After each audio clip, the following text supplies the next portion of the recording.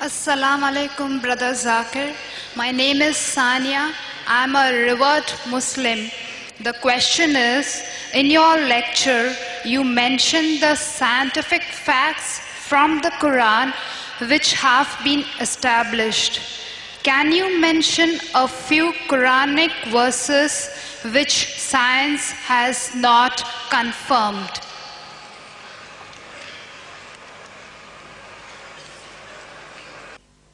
The sister posed the question that I've mentioned in my talk, the scientific facts which science has already established. It's mentioned in the Holy Quran. Can I mention some few points in the Quran which science has not established? For example, the Quran says in Surah Shura, chapter 42, verse number 29, it says, "It is Allah who has created the heavens and the earth and put creatures, living creatures throughout them." Quran says there is life besides this earth. Allah has put living creatures throughout the heavens and the earth. There is no scientific evidence, established scientific evidence, that there is life besides this earth. Recently, they have been sending rockets and spaceships to different planets, different satellites, etc. And now just a couple of months earlier, we read in the newspapers that they got certain material from Mars, which gives proof that life can be there in Mars.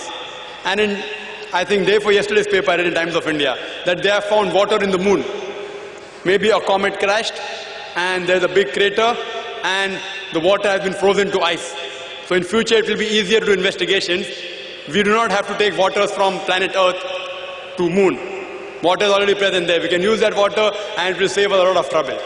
Science is saying there are high possibilities of life being there besides Earth. But since Quran says, I believe in it. Maybe after 1 or 2 years, they may discover there's life besides this earth, or maybe after 50 years. Today, scientists, they have given various views. How will our earth end? Some scientists have given a description that the mountains will fall down. Some scientists say the mountains and rocks will become smooth when the earth is destroyed. Some people say the ocean will swell up. Some people say the universe will go in a black hole. Several. Quran too gives a description about the day of judgment. How will our creation end? Many of them match with the theories of science. Theories, not established facts. For example, the Quran says in Surah Ahqaf, chapter 46, verse number 3, "It is Allah who has created the heavens and the earth for a limited period of time. And Allah will surely give you an indication that this creation will be destroyed." And gives various signs in the Quran. For example, if you read Surah Qiyamah, chapter 75, verse number 8 and 9, it says that the moon will be buried in darkness. The sun and the moon will join together before our world ends. If you read Surah Takwir, chapter 81, verse number 1, 2, 3 and verse number 6, it says that the sun will be folded up. The stars will fall down. The ocean will swell up. The mountain will fall down in utter ruin. Quran says in Surah Infitar, chapter 82, verse number 1, 2 and 3, it says the sky will be cleft asunder.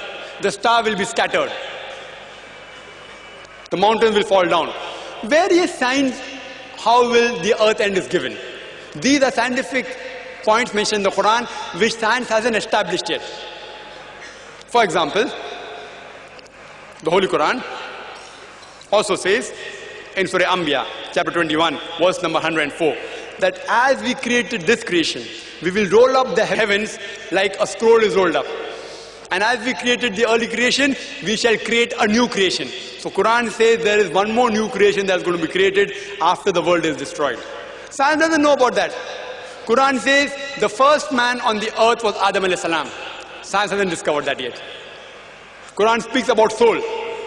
Science hasn't established that human beings have got soul. The Holy Quran also speaks about jinns, about spirits, about angels. Science hasn't been able to discover that. Quran speaks about life after death. Science hasn't discovered that. Quran speaks about heaven and hell. Science hasn't discovered about that. But you may ask me the question, Brother Zakir, you have given such a good lecture speaking about scientific facts, and you believe in jinns, you believe in angels, you believe in soul, you believe in life after death. Aren't you illogical? I will say no. I'm not illogical. I've got a logic why I believe. I don't blindly believe in life after death, in the soul, in heaven and hell, in jinns and spirits. I have a logical belief. I base my logical belief saying that suppose there are scientific facts mentioned in the Holy Quran, out of which, say approximately, 80% have been proved to be 100% correct. 80% of the scientific facts mentioned in the Quran have been proved by science till today to be 100% correct. The remaining 20% is ambiguous, unknown. Not even 0.001% have been proved false. Even if one verse is proved false, the Quran is not the word of Allah subhanahu wa ta'ala. So these 20% I say goes in the ambiguous slot, unknown. So my logic says when 80% is 100% correct, the remaining 20% is ambiguous, out of which not even 0.001% has been proved wrong. All are unknown. My logic says when 80% is correct, even those 20% will be inshallah correct. It's not a blind belief, it's a logical belief. I would like to just make an observation. We have had throughout most of the questioners who have been our Muslim brothers and sisters. What I would suggest is one questioner, the one who's at the mic here, the one at the mic here, and the next one who's at the mic there, after giving them an opportunity